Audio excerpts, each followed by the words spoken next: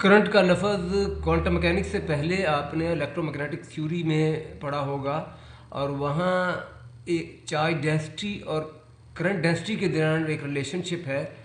और वही रिलेशनशिप अगर क्वांटम मैकेनिक्स में प्रोबेबिलिटी डेंसिटी के लिए अडॉप्ट किया जाए तो प्रोबेबिलिटी डेंसिटी के साथ एक डिफाइन होता है एक प्रोबेबिलिटी करंट या प्रोबेबिलिटी करंट डेंसिटी। और ये इस लेक्चर का टॉपिक है। अच्छा, पहले हम इसको इलेक्ट्रिसिटी या मैग्नेटिज्म में जहाँ ज़्यादा इस्तेमाल होती है चीज़ वहाँ इसको अगर आपने पहले पढ़ी है तो रिवाइज करते हैं, वरना अगर आपने नहीं पढ़ी तो नई इंट्रोड्यूस भी आप इसे समझ सकते हैं, कोई इतनी मुश्किल चीज़ नहीं है।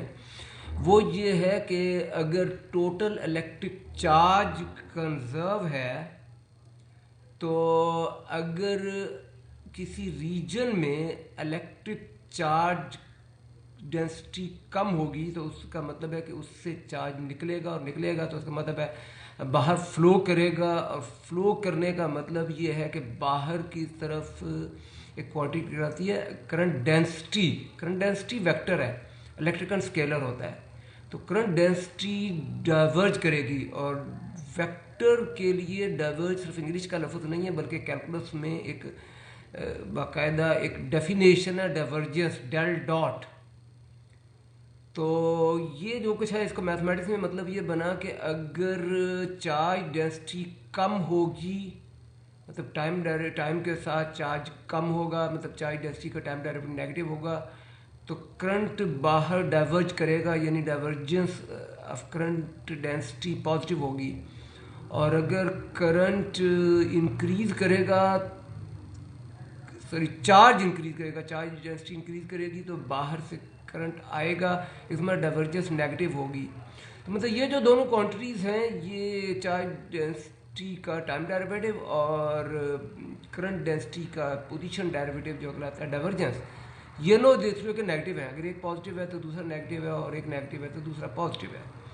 अब यही इक्वेशन अगर क्वांटम मैकेनिक्स में के लिए इस्तेमाल की जाए तो क्वांटम मैकेनिक्स में आपको अभी तक चार्ज डेंसिटी के बजाय प्रोबेबिलिटी डेंसिटी होगी, और प्रोबेबिलिटी डेंसिटी का फार्मूला तो आता है कि इट्स वेव फंक्शन स्क्वायर।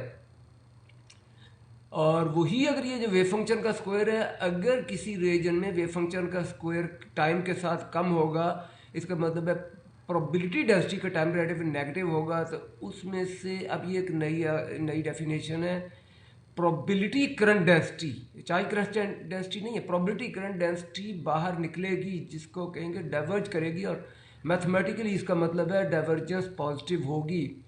और साइन अगर एक का अपोजिट कर दें तो दूसरे का भी अपोजिट हो जाता है। तो नेट जो है ना, ये जो दोनों क्वांटिटीज़ हैं ये इन दोनों एक दूसरे के अपोजिट रहती हैं, और क्वांटिटीज़ हैं probability current, probability sorry current नहीं, प्रोबेबिलिटी डेंसिटी का टाइम डेरिवेटिव, प्रोबेबिलिटी का कम ज़्यादा होना, प्रोबेबिलिटी डेंसिटी का कम ज़्यादा होना, और चार्ज का सॉरी प्रोबेबिलिटी करंट का निकलना या एंटर होना। ये दोनों एक दूसरे के नेगेटिव है। मैथमेटिकली इसका मतलब है प्रोबेबिलिटी डेंसिटी का टाइम डेरिवेटिव और करंट डेंसिटी का स्पेस डेरिवेटिव यानी डाइवर्जेंस एक दूसरे के नेगेटिव हैं, एग्जैक्टली नेगेटिव हैं। टोटल इनका एक साइड पर इकट्ठा कर लें तो टोटल ज़ीरो हो जाता है। अच्छा, इसके बाद अब ये क्वांटम मैकेनिक्स में फ़िलहाल आपको सिर्फ प्रोबेबिलिटी डेंसिटी का पता है। तो प्रोबेबिलिटी डेंसिटी है साई स्टार साई, इसको अगर आप डिफ्रेंशिएट करें तो प्रोडक्ट रूल ये देगा, first derivative of second, Sai star को सेकंड कह दें, and second Sai star derivative of product rule है।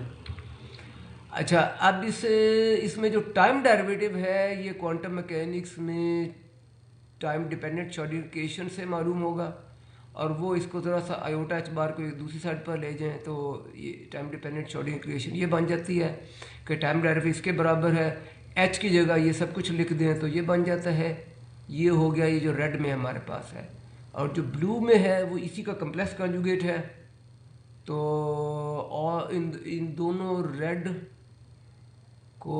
को यहाँ मैंने पुट कर दिया, और जो ब्लू होगा आप खुद से गैस कर सकते हैं। इसी इक्वेशन के दोनों साइड का कम्प्लेक्स कंजुगेट ले लें तो साई स्टार आ जाएगा जो कि ब्लू हो जाएगा, और जो रेड है उसको साई स्टार से मल्टीप्लाई कर दें और जो ब्लू आएगा उसको साई से मल्टीप्लाई कर दें, तो ये बन जाएगा प्रोबेबिलिटी डेंसिटी का टाइम डेरिवेटिव। अच्छा, इसमें कम्प्लेक्स कंजुगेट लेते वक्त v का भी कम्प्लेक्स कंजुगेट लेना चाहिए था, लेकिन अगर v रियल है तो ये जो कुछ आज का टॉपिक है ना, उसमें मीनिंगफुल प्रोबेबिलिटी करंट डेंसिटी का रिजल्ट देता है अगर पोटेंशियल एनर्जी रियल हो। अगर पोटेंशियल रियल है तो आप ये देखें, ये जो v टर्म है ये सिंपली मल्टीप्लाई कर रही है साई स्टार v साई, और यहाँ है साई v साई स्टार, और ये पॉजिटिव साइन के साथ और ये नेगेटिव साइन के साथ, सॉरी यहाँ माइनस साइन के साथ और यहाँ प्लस साइन के साथ v, तो v टर्म कैंसिल हो जाती है और आपके पास जो आंसर बचता है उसमें सिर्फ साई है। तो ये जो रिजल्ट है ये EMT की तरह डाइवर्जेंस ऑफ J के बराबर किया जा सकता है अगर J ये हो। अब टाइम बचाने के लिए मैंने J को डिराइव करने के बजाय J का जो रिजल्ट है दे दिया, और आप इसे जस्ट वेरीफाई कर लें कि ये रिजल्ट जो है ना इसका ये जो J का अगर ये रिजल्ट दिया जाए तो इसका जो डाइवर्जेंस है, कैलकुलस में जो डाइवर्जेंस कैलकुलेट करते हैं वो उसका नेगेटिव चार्ज डेंसिटी के टाइम डेरिवेटिव के बराबर है। और वेरीफाई आप इस तरीके से कर सकते हैं कि अगर इसको अडॉप्ट किया जाए और इसका आप डाइवर्जेंस कैलकुलेट करें, तो डाइवर्जेंस को मैंने ग्रीन से इंडिकेट किया और आप इसे बस ये समझ लें। तो अगर तो आपने वेक्टर कैलकुलस में ये डॉट के साथ एहतियात करना सीखा है तो अच्छी बात है, वरना आप बस ये समझ लें कि ये जस्ट जो है ना एक माइनर सा डिफरेंस है, वरना वही डिफरेंशिएशन का पहला रूल ही है, इसे आप डिफरेंशिएशन समझें। J में प्रोडक्ट है, एक ब्लैक है और एक ये पर्पल है, तो ब्लैक को फर्स्ट कह दें, ये पर्पल को सेकंड कह दें, और डेरिवेटिव है। तो जब इसका डेल डॉट इस प्रोडक्ट का डेरिवेटिव लेंगे तो पहली टर्म के ऊपर भी डिफरेंशिएशन होगी, दूसरी के भी होगी, और डिफरेंशिएशन क्या होगी, डिफरेंशिएशन में प्रोडक्ट लगाएं फर्स्ट यानी ब्लैक डेरिवेटिव का मतलब है डेल डॉट ऑफ सेकंड, और सेकंड पर्पल है, तो ये क्या होगा। अब ये देखें, ये जो पहली टर्म है ये नेगेटिव है और ये दो टर्म बन जाएगी और दोनों नेगेटिव है, ठीक है। First derivative of second plus second मैंने इसको वैसे रखा राइट पर ही है, second and derivative of first, ये डेल डॉट स्केलर का तो नहीं हो सकता, डाइवर्जेंस तो वेक्टर का ही होता है, तो स्केलर का तो डाइवर्जेंस ही हो, ग्रेडियंट ही होगा, और डॉट यहाँ दो ग्रेडियंट्स के दरमियान होगा। बस ये डॉट की तरह से एहतियात होती है। अगर आपने वेक्टर कैलकुलस का कोर्स एडिशनली पढ़ा है तो आपको डायरेक्टली पता है, वरना आप यहाँ से भी अंदाजा लगा सकते हैं, क्योंकि और तरीका तो हो ही नहीं सकता था, डेल डॉट साई तो हो ही नहीं सकता था, तो जेड साई ही था। और इसके बाद दूसरी टर्म तो पहली टर्म का ही कम्प्लेक्स कॉन्जुगेट, आप ये देख लीजिएगा, थ्रोट कम्प्लेक्स कॉन्जुगेट ले लें, इस तरह ही है, उसको दोबारा समझाने की जरूरत नहीं है, ठीक है, उम्मीद है। और अब ये देखें ना, तो इस रिजल्ट में देखिए हम डेल डॉट जे कैलकुलेट कर रहे हैं, ये जो टर्म है ना सेकंड वाली ये कैंसिल हो जाती है, और जो पहली टर्म है उसमें डेल डॉट डेल स्क्वायर है, और ये डेल डॉट डेल दोबारा ये इसमें डेल स्क्वायर है, और ये हमने ये इसको डेल डॉट जे को प्रोबेबिलिटी डेंसिटी के टाइम डेरिवेटिव के बराबर दिखाना था, और ये टाइम डेरिवेटिव का रिजल्ट हमारा पहले से मौजूद था। इसमें आपको थोड़ा रिमाइंड करा दूं, v कैंसिल हो गया था और हमारे पास डेल स्क्वायर थे, और डेल डॉट यानी प्रोबेबिलिटी डेंसिटी के टाइम डेरिवेटिव में डेल स्क्वायर थे, और प्रोबेबिलिटी करंट डेंसिटी अगर ये है तो इसके स्पेस डेरिवेटिव नॉर्मली यानी डाइवर्जेंस में भी डेल स्क्वायर है, और आप ये अलजबरा चेक कर सकते हैं, ये दोनों एग्जैक्टली ये एक दूसरे के इक्वल एंड अपोजिट हैं, और इन दोनों का इनका सम ज़ीरो है, यानी रिलेशनशिप वही बनता है इन दोनों का जो कि इलेक्ट्रोमैग्नेटिक थ्योरी में है। तो इलेक्ट्रोमैग्नेटिक थ्योरी में इसको चार्ज डेंसिटी कहते हैं इलेक्ट्रिसिटी को, और जे को करंट डेंसिटी कहते हैं, और क्वांटम मैकेनिक्स में अगर इसको रो को प्रोबेबिलिटी डेंसिटी कहेंगे तो फिर जे उस हिसाब से बनता है प्रोबेबिलिटी करंट डेंसिटी, और यही आज के लेक्चर का टॉपिक है। कुछ एडिशनल चीज़ें जो हैं या शायद रिवाइज ही करना हो इन बातों को, या कमेंट है इसके बारे में, वरना मेन रिज़ल्ट तो हो चुका है। और कमेंट ये है, मेन कमेंट ये है कि जो प्रोबेबिलिटी करंट डेंसिटी जो हमने फाइंड की है, ये एक मेजरेबल क्वांटिटी है। इससे पहले क्वांटम मैकेनिक्स में मेजरेबल क्वांटिटी को इस तरीके से ही इंट्रोड्यूस हुआ है, इवन पास्टुलेट में भी, कि हर मेजरेबल क्वांटिटी के लिए एक ऑपरेटर है, और जो फिजिकल प्रेडिक्शन है वो उस ऑपरेटर की आइगन वैल्यू है, क्योंकि आइगन वैल्यू रियल होती है अगर ऑपरेटर हर्मिशियन हो। यहाँ इस सब कुछ की डिटेल नहीं है, क्योंकि ये जो प्रोबेबिलिटी करंट है, ये इसकी आइगन वैल्यू कैलकुलेट करने की जरूरत नहीं है, ये इटसेल्फ रियल है। और रियल इसका मतलब है मेजर किया जा सकता है। और पहले इसके आर्गूमेंट देख लें, कैलकुलेशन देख लें, इसके बाद कोई मजीद कमेंट करते हैं, ठीक है। वो ये कि ये फार्मूला है प्रोबेबिलिटी करंट डेंसिटी का, और इसमें आप ये देखें, ये जो ब्लैक में है ये रियल है, इसको मैंने रियल लिख दिया है, आयोटा को रेड है, मैंने रेड लिख दिया है। अब ये एक कम्प्लेक्स नंबर है, साई भी एक कम्प्लेक्स नंबर है, और साई स्टार का ग्रेडियंट, ऑल इन ऑल ये कम्प्लेक्स नंबर, दो कम्प्लेक्स नंबर का प्रोडक्ट इन जनरल एक कम्प्लेक्स नंबर है, दो जिसका एक रियल पार्ट है और एक आयोटा इंटू इमेजिनरी पार्ट है। और ये दूसरा कम्प्लेक्स नंबर जो है ना, ये इसी का ही कम्प्लेक्स कॉन्जुगेट है। आप जरा गौर करें, इसी का थ्रोट कम्प्लेक्स कॉन्जुगेट लेने, साई स्टार और डेल साई हो जाएगा। तो इसका मतलब अगर रियल प्लस आयोटा इमेजिनरी है, रियल माइनस आयोटा इमेजिनरी होगा। अब देखिए, रियल रियल से कैंसिल हो गया, और आयोटा ये कर्ली ब्रैकेट के अंदर आयोटा इकट्ठे हो गए हैं, ठीक है, जो कि मैंने ब्लू में लिख दिया है। तो ये आयोटा, अगर ये माइनस आयोटा है, ये प्लस आयोटा, इससे फ़र्क नहीं पड़ता मेरे जो भी है, और लेकिन कर्ली ब्रैकेट के बाहर आयोटा है, तो दो आयोटा मिलके रियल दे देंगे, बाकी सब कुछ रियल है। माइनस साइन आप समझे ना समझे, इससे डेट नहीं पड़ता, रिजल्ट ये है कि ये रियल है। तो इसका मतलब है कि ये जो है ना, इसकी eigen value, probability current real है, और इसकी eigen value itself measurable, itself real है। तो ये अब ये इसका मतलब मेजर किया जा सकता है, और एक्चुअली साइंस कहती है कि ये क्वांटिटी मेजर की जा सकती है, और इस क्वांटिटी को प्रोबेबिलिटी करंट डेंसिटी कहते हैं।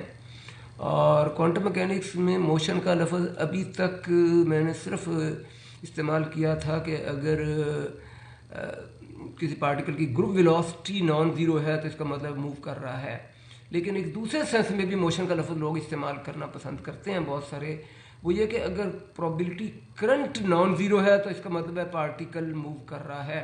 और इससे भी ज़्यादा अगर प्रोबेबिलिटी करंट, क्योंकि एक प्रोबेबिलिटी करंट अब इसके एक्स वाई जेड कंपोनेंट होते हैं, और तीनों पॉजिटिव नेगेटिव हो सकते हैं, तो इन सेंस में इसकी एक डायरेक्शन है। तो इसकी डायरेक्शन जिधर हो, लोग कहना पसंद करते हैं बहुत सारे फिजिसिस्ट, कि जिस डायरेक्शन में प्रोबेबिलिटी करंट है उसी डायरेक्शन में पार्टिकल फ्लो कर रहा है। तो ये भी एक कॉमन यूजेज है, और आपको इसका पता होना चाहिए। और ये क्वांटम मैकेनिक्स में ग्रुप वेलोसिटी के बाद एक दूसरे सेंस में लोग मोशन को इस्तेमाल करना, मोशन के लफ्ज़ को इस्तेमाल करना पसंद करते हैं। तो ये लोगों की पसंद नापसंद है, इसको भी आपको, एक रिवाज है, इसका भी आपको पता होना चाहिए। और इसका इस्तेमाल ये जो है ना, ये डायरेक्शन के लफ्ज़ का सिंपल वन डायमेंशन में करें कि वन डायमेंशन प्लेन वेव है। प्लेन वेव के बारे में याद है मैंने क्या कहा था, प्लेन वेव मूविंग है कि नहीं है? अभी तक हमने कहा था एक सेंस में तो प्लेन वेव मूविंग नहीं है, क्योंकि अगर प्लेन वेव में साई स्टार साई जो प्लेन वेव का वो कांस्टेंट होता है, तो वो टाइम के साथ चेंज नहीं होता।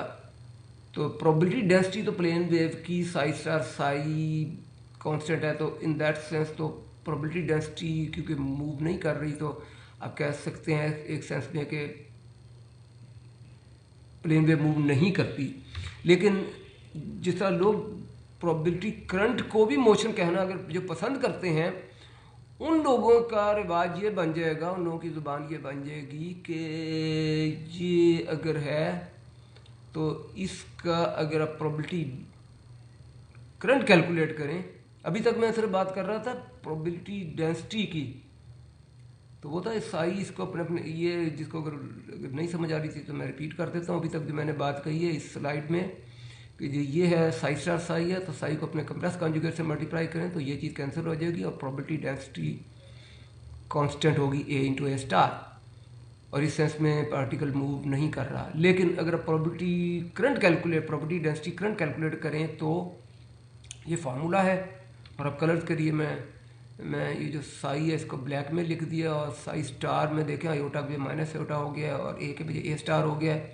और टाइम डेरिवेटिव ये डेफिनेशन में है, आप ये करें, वैल्यू मैंने लगाई हैं सारी, आप ये देख लें, ये वैल्यू है, डेरिवेटिव ऐसा है।